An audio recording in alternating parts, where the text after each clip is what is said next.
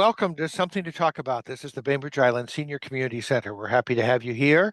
If you are listening, not viewing, it might be a good time to go to youtube.com/BI Senior Center because we're going to be sharing the photographs of Jon Root, and the YouTube version has all the pictures that we are recording today on our Zoom call. I want to, before I get to introducing Jon and his lovely photos, I want to acknowledge that we are grateful to Fieldstone Communities of Bainbridge Island for sponsoring the Something to Talk About series. Fieldstone offers assisted living and independent living and memory care all up on Rolling Bay. They have a lovely campus up there, and they would love to show you around and would in fact invite you for dinner or lunch if you'd like. To find out more, call Sierra Wood or Randy O'Neill.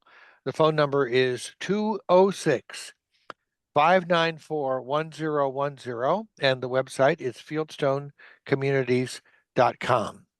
I'd also like to acknowledge that we are meeting on the lands and waters, next to the waters of the Salish Sea, areas that have been inhabited since time immemorial by our neighbors, the Suquamish tribe, the people of the clear salt water. We are grateful for their stewardship, and we are learning from their stewardship of how to be better neighbors to these lands, waters, and creatures that abide around us. Jon, I want to thank you very much for agreeing to do this. This is a lovely show that's been in our lobby this month and will be through September, and also on our website. Thank you. The Eyes Have It, it's called. You want to tell us a little bit about it? Sure. Yes. Well, a few words about myself before. I was a member since I think 2007, and uh, during COVID, kind of dropped out, and and found a lot of other interest and started doing some art and things like that. But since then, I've regained the interest. I'm back, and so I when Rob made this available to put up a show, I was thankful for that and thankful for the beautiful space that you have there, Reed. The gallery is wonderful. It's just a great um, attribute for the photo club for Well, sure. it's a gift from the photo club.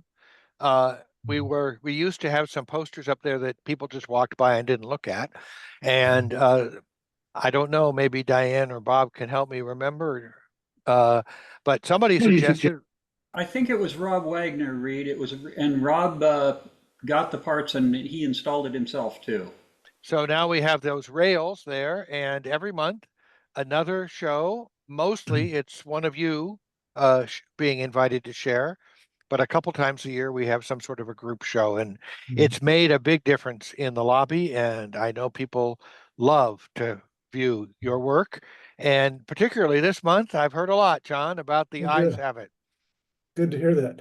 Yeah, it's a bit daunting to follow the show that was up last month, where it's the best of the best for the photo club for the last year. But anyway, I'm glad to do it, and it was a nice creative activity to get it ready. So yeah, so anyway, I chose The Eyes Have It as the theme, primarily because the eyes are so important in all of our photography of any living critter. And I think especially animals. And whereas, we hear that only certain animals will look you in the eye, I just don't find that to be the case. Every critter that I shoot seems to be wanting to look at the camera. So, uh, sometimes it takes a little while, but they're there eventually. And we'll kind of talk about that as we go through the shows here. Yeah, so um, yeah, so there's a ride up there. The the photos that I have are primarily wild animals, but not all. In fact, the very first one is my grandson's cat, or it was. It has subsequently passed away, but I call it the attack cat because when we would go to visit and would go upstairs, it would run up ahead of us and wait at the top of the stairs and throw its arms around you, and it wouldn't bite you, but it would hold on. So uh, it was looking for an opportunity to kind of harass you. And so this image was taken while I was sitting under a chair looking out, and I think staging for an attack. And I just colorized the eyes to make it a little more dramatic with a kind of a psychedelic look. And so anyway, the eyes are definitely the center of interest here. Yes, it looks to me like what a cat might look like if I were a mouse. Yeah, Yeah, that colorization really does an amazing turn of events here. That's a powerful look in the eyes. yeah, yeah. And so so if anyone has any questions, of course, please do ask as we go through this. But um, I have several here that aren't included in the show there at the center in the gallery of different animals, and I one of them that I've have three or four of are the Siberian tigers, and these guys are located in northeast China near Russia, the Russian border, and they live there. Why in the wild, there's only like 500 left in the wild, I understand. But in this particular reserve in China, there's 800, and they roam freely. And but their diet is supplemented. There's I think not enough range food for them to sustain themselves. So they get fed. Unfortunately, it's chickens and cows and things like that they are sent out to them. And this guy, the eyes are focusing on its next target, which happens to be us. uh, we were on a bus, and this is on a photo tour, and the photo tour leader turned down the bus or the vehicle that usually takes people out into this park, which had bars on it. And because it's pretty hard to shoot if you have those bars in front of you. So anyway, we had glass windows, which we would, when the tigers weren't close by, we would open up so we could get a clear vision. But this guy was really focused on on coming to the bus and probably saw us as its prey.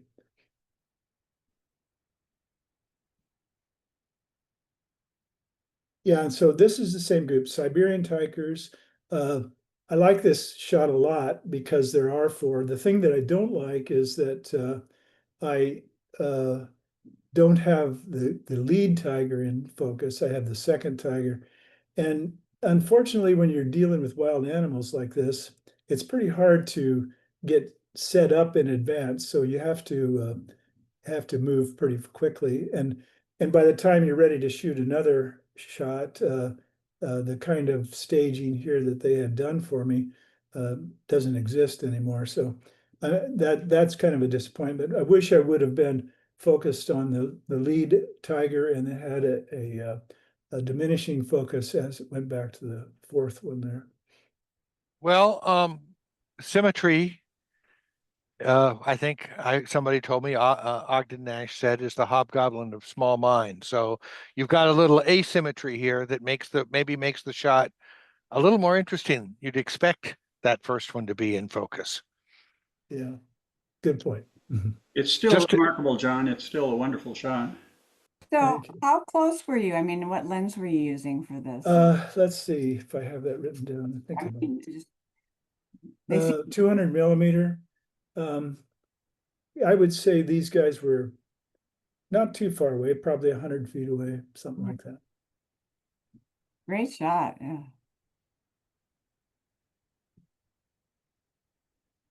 Yeah, and this is my favorite one. This is a guy, a tiger that was sitting, I think, nearby, staring up at us.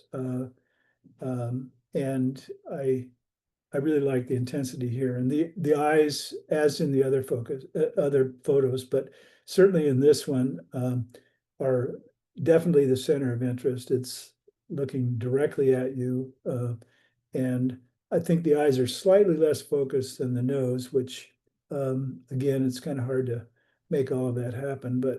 Um, but yeah, this is my favorite of the tigers.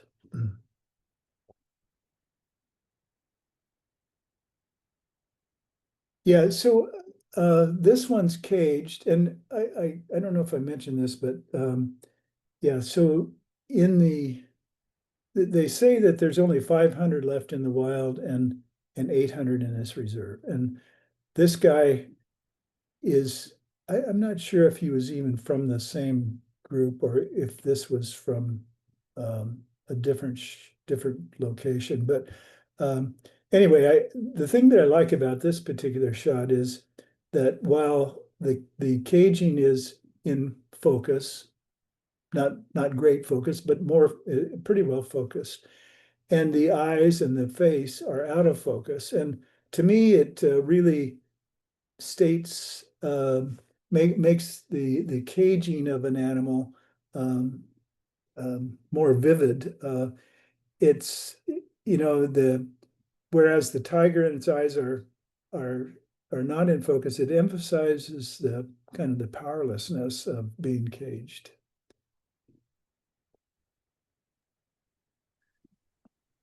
Yep.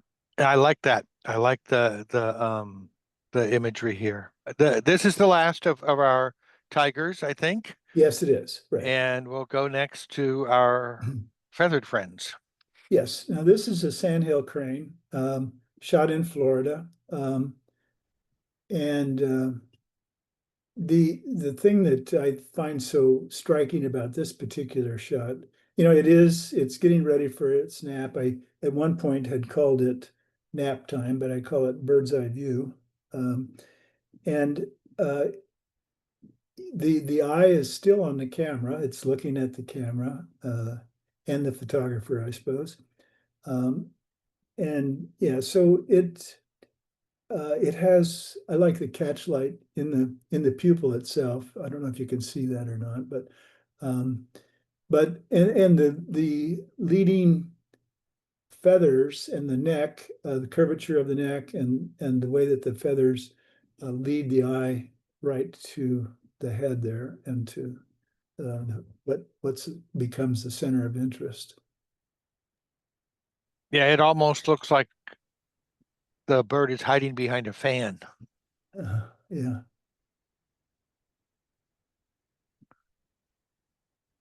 This is one of my favorites too. This is actually taken on Blake Island, just the marine park just next to Bainbridge here. And this island, if you haven't been there, has a path around it, all the way around the island. And we were taking that path one day, and this young raccoon popped its head out of the bush here, an oak tree, and was looking at us. He wasn't concerned at all. He was curious, and I don't know. I really enjoy how the again the leading lines of the tree branch and the small branches and the leaves really pull your eye right into the eyes of the raccoon here. Yeah, also all the different textures with Exactly the right. with the wood and the moss Yeah. and the fur. Yes, and the colors. I think the colors work so well for an out of door natural kind of picture. And it's not usually the calmness I have when I'm looking at a raccoon to Yeah, appreciate actually, its sweetness. yeah, Blake Island has had a big problem with raccoons. And it used to be you go there on your boat and you could expect that a raccoon would come and try to get on your boat looking for food.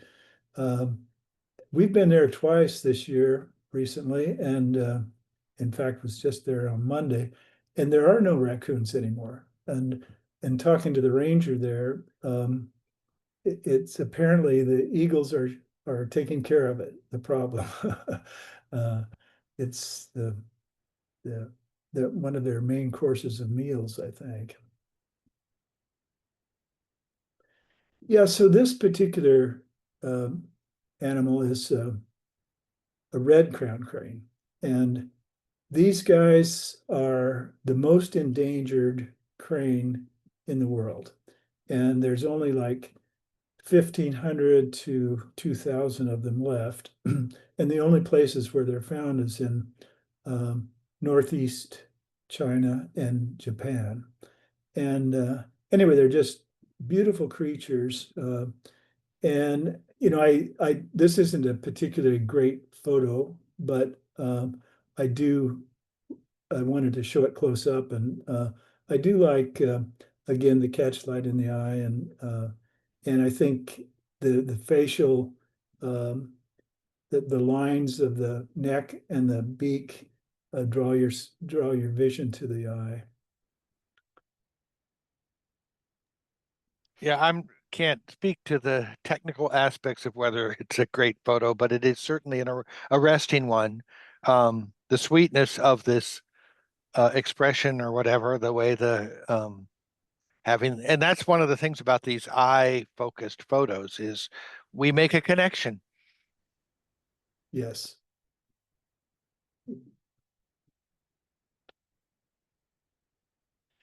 This is another shot of a red crown crane, and while the image is farther away, I think that the eyes actually are focused on the runway here. I call this one coming in for a landing, which this crane was doing. And these birds have a wingspan of 8 feet, and they stand up to 6 feet, but between 5 and 6. So they're big birds, and but amazing to watch them fly and take off and land. John, that's really a great example of panning. I mean, Yes, I was going to talk about that a little bit too. I that's, yeah, very forgot to do that, but yeah, usually. it was I I'd love have how to say I think kind of lucky. yeah, uh, was panning and was able to get a fairly decent focus on the bird, but the grasses in the front and in the back are out of focus, which it's really unique. I like it a lot. thank you. Yeah. Mm, So panning, does that mean that you're actually moving your camera as you're shooting? correct, yes. And Yeah, you're you're trying to moving. time that so that the bird stays in focus. Yeah, It's yeah. hard to do. It, yeah. I think I was more lucky than skill. Mm.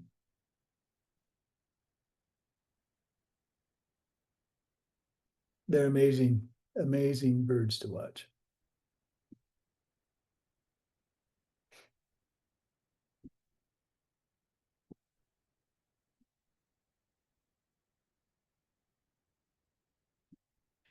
Okay, this one I call Happy Day. This is a panda, obviously. And again, this guy is in a panda reserve, again in China, different part of China, southwest China. Um, and these guys they're just so lovable.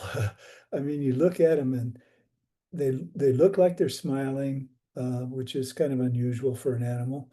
But and they hang out primarily in trees, so that they don't really have to worry too much about predators, and especially in the reserve, I suppose. But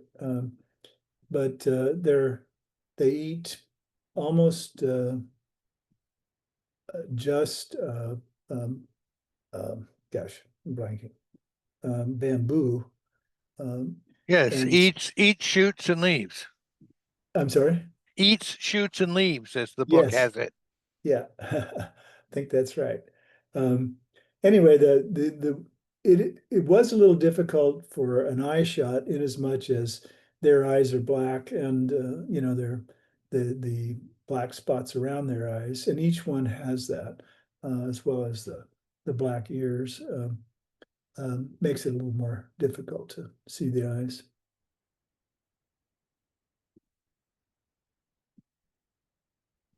Okay, so these critters I call uh, the inquisitive beauties. These are horses, and they actually are in a pasture um, in central Kansas and off of a dirt road near where I grew up, actually. And they, I really like the image primarily because they are looking so intently at me and the camera. And they may be thinking that I was going to bring some food to them. I don't know, but I'm down in the ditch and I'm shooting up, so you see more of the sky. Um, and I think that adds to the composition. There, this is the one of the very few photos that I did anything with Photoshop, and I took out the barbed wire that was holding them back there. Well, I think that was a good idea. Yeah. The low camera angle was really smart too, John. I really like that. Yeah, I was gonna say the same thing. Yeah, nice.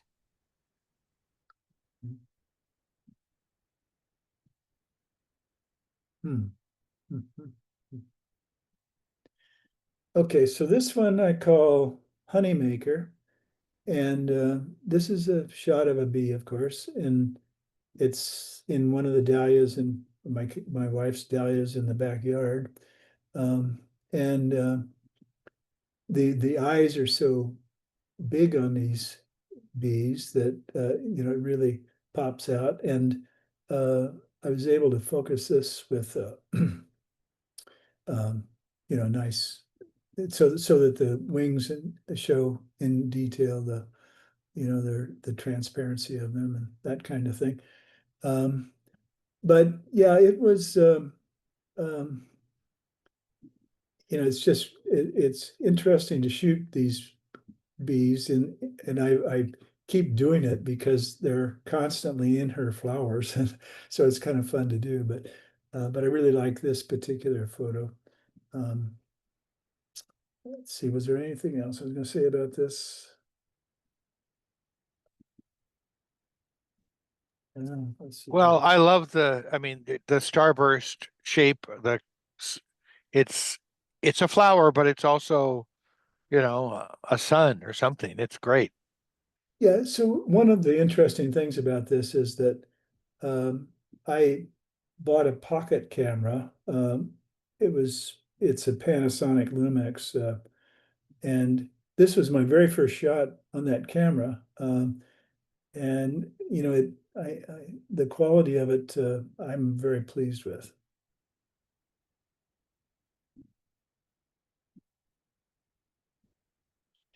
Yeah, so I call this one fishing, which it was doing, and this is a black-crowned night heron from Hawaii.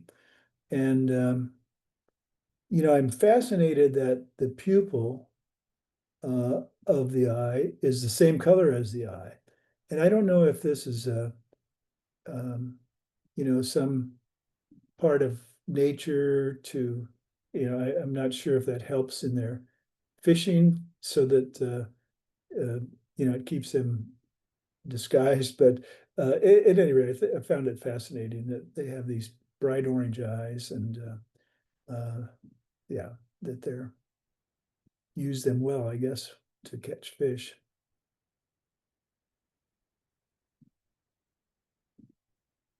Actually, on the last one, I do obviously, especially after hearing our speaker Wednesday night, I need to do some cropping on this one.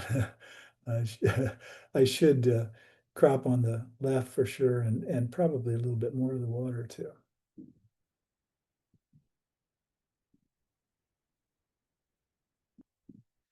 Yeah, so this one I call preening, and this is a sandhill crane again. And I like this composition. It's standing, has its right foot up off the ground, and it's working at the end of its feathers to make them feel better, I guess. I'm not exactly sure what preening is for, but clean up the feathers at the bottom, I think.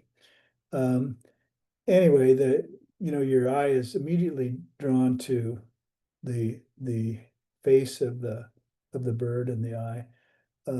This particular eye is partially closed, of course, because it's upside down, and I guess that's what happens when they turn their head upside down like that. But I think my eye is drawn immediately um, to the bird's eye and to that general area um, around the head and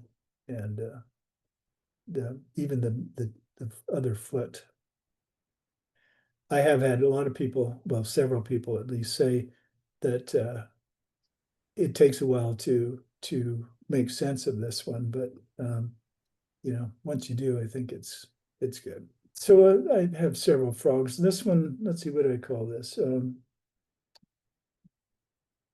Parting the petals. And this is another tree frog in a dahlia. And I think the leading lines of the petals, and of course the color of the frog and its position, make it basically bring your eye to that. So this one I call, let's see, what do I call it? Tree frog formal pose, because I think the dark leaf that it's sitting on makes the colors almost black, and I think it creates kind of a formal presentation of the frog itself. And obviously, there's not much else to look at, so your eye is immediately drawn to the frog and then to the frog's eye. And again, there's good catch light on it. It's the eye itself is in great focus, and I think it's kind of an interesting shot. Could probably be cropped a little bit, certainly on the left side, possibly on the bottom again too. Yeah, although I do like those sort of fuzzy colors to kind of accent the frog's clear and bright greenness. Yeah, yeah, and certainly, I try to avoid having the primary center of interest in the very middle, and so I think this one does do that. Yeah. It's well composed. I've never seen frogs around here. I know they exist because a number of people have shown them, but I keep wanting to see them in my yard. But it must We be used to have a ton of them, and this year I've only heard one. I mean, they croak you, they keep you awake at night almost at times, but yeah, this year we haven't had very many. yeah. Okay, this one's called Just Watching. Yeah, this one is my very favorite frog picture. I suppose a lot of the dramatic feeling that you get from it is because of the colors. Um, but obviously, to get the frog with both eyes on the camera is that's pretty cool. I think it it does look like, well, it's certainly the center of interest are the eyes and the head of the frog, um, and made possible by the colors and just by the leading lines of the petals and the leaves. John, it was really nice of the frog to pose on a complementary color plant for you. It's a really nice photo. It was, yes, indeed. John, I was going to add the same thing, but I was go further and say this would be a great Christmas card. It would be, sorry? A great Christmas card. Oh, yes, Red and green. yeah. Thank you. And the next image, chain link fence again with somebody caught Yes. behind it. Yes, so this is an orangutan, and this obviously is in a zoo. And the eyes and the facial expressions of this critter, to me express the sadness that wild animals that are trapped in cages must feel. And even the fingers in the wire show, I would say, just kind of a giving up posture. Um, hopefully it's not that, but kind of a helplessness, I guess. It's got a lot of emotion. I agree. Yeah, it's really nice capture. Yeah, so this and a number of them is shot by my Sony mirrorless camera, Alpha 7. Where did you take this, John? This was in the Louisville Zoo, I think. Oh, okay. Louisville, Kentucky, where my daughter lives. And this is a meerkat. I'm not enthusiastic about these animals, but they are quite different. They're from let's see, southern. Let me see where's this at. Oh yeah, it's from southern African deserts and grasslands, and they live in underground and in groups called mobs, if you could believe it. And they're led by a dominant female, and they basically are very social animals that everybody knows their job. Some of them guard, some of them go out and catch the food and bring it in, and they share the food. So it's quite a unique creature in that regard. It's certainly got an odd attitude. I'm sorry? It has an attitude. Yes, right. Yeah, they do. Yeah, and I call that one, let's see, eyes on you. I'm looking at you, and you better be careful. So is this also from a zoo? Yes.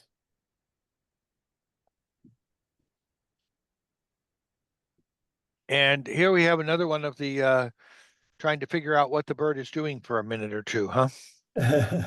Yeah, so this is a pelican. I call it this pelican yoga. And it's doing wing stretches. And I think the wing here serves as a great background for the head, helping to make the eye dominant. It causes leading lines, it and the beak and the curvature of the neck and so forth to the eye. So your eye is drawn to the bird's eye almost immediately. This was in Florida as well. Okay, this guy is, I call this one striking pose, a pun intended. This is an emerald tree boa. It's non-venomous, lives in the rainforest of South America, and it's a nocturnal carnivore. And it has the longest teeth of any non-venomous snake, and they're used to catch the prey and to eat them. They're usually about 6 feet long, live in the canopies of trees, and at one point, because of the eye, I first thought of calling it eyes wide closed, but that is the open eye. It's a vertical pupil, and it apparently gives them the ability to see long distances and to zone in on their prey without giving themselves away. And they live, well, I said they live in the canopies of trees, and they just snuggle up like this and wait for critters to come close to them, and then they strike out and get them. I guess their strike is very fast. So more of a depth of field of view, you might say, than the picture itself. And there you go. Yeah. Yeah, that's a very nice, I mean, it's arresting and with good reason, I guess. Right. Yeah. This guy, I call this reflection attraction. And this peacock saw me taking its picture, and I had a big telephoto lens on it, and on the camera. And so it saw itself in the camera, in the lens, and it came closer and closer, trying to, well, thinking that there was another peacock there that it was going to chum up with or something. I'm not sure, but it came within about 7 or 8 feet of the camera before it quit. It was kind of fun. Oh, I mean, that expression is priceless. Yeah. Yeah. So that was, let's see, 78 millimeter when I took it. But the eyes are certainly the center of interest there. And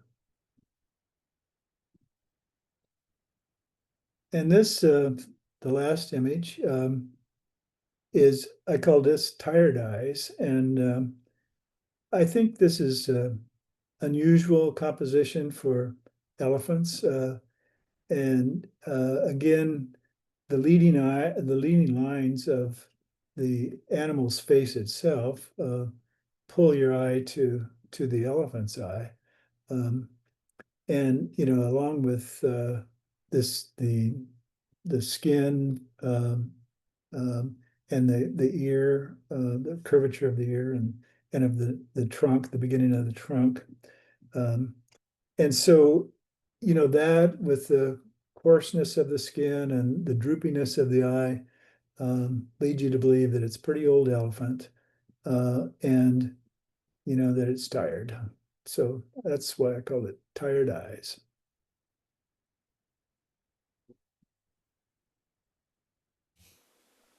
Well, And I that, think, yeah, I think that's a wonderful collection. And do you obviously enjoy taking pictures of animals. Do you do other kinds of photography? mostly nature photography, but yeah, all kinds really. But I like nature photography more than anything else. And you made a mention of a Wednesday group. I know that you often have conversations around topics at the photo club. What was the topic? Was it something about cropping? I'll let Diane talk about it. Okay. Oh, well, we had a commenter last night, and it was actually minimalism. But there was, he had opinions about cropping a lot that came up, which I think that's what John was talking about. Yeah. Yeah. Yeah, he liked things cropped tighter than most people had them. Although I would say that elephant is pretty closely cropped. Yes, it is. Right. Hey, I every just time I wanted look to- at a good picture, I think of new creative ways to crop it. So cropping is in the eye of the beholder, so to speak. Yeah. For sure. Every time I enter into the center, your pictures are just grabbing. Oh, I good. think that's the most immediately engaging set we've had in there. Thank you. I think it was a brilliant topic, John. I think it was a brilliant topic to focus on the eyes. Yeah, and I think Yeah. I think that what we said earlier about the idea of eyes causing us to connect is partly why Paul and a lot of the other people who've walked in are. I mean, you turn and you're looking back at people or critters looking at you. Yeah. Yeah, the Good. thing that I was impressed with most is your photos are, the composition is excellent and grabbing, but they're not like you did a lot of over processing in any kind of software and things like that. It's it's refreshing. Yeah. Yeah, it's, for the most part there, what was shot. Yeah, you With, told us you added some color on the eyes of the first cat, and you took away some barbed wire. right. And did some, cropping a little bit, but for the most part, that was it. Yeah. Well, they're very nice. Thank you for Thank you. Yeah, thank you for sharing. And I appreciated your presentation today because you added a lot of context, which when I go back to look on the wall, I will know more about the here and why of when the pictures were taken. Jon Root, and as always, thank you to the Bainbridge Island Photo Club for sharing your photos in person, online, and in the Something to Talk About. We appreciate it very much.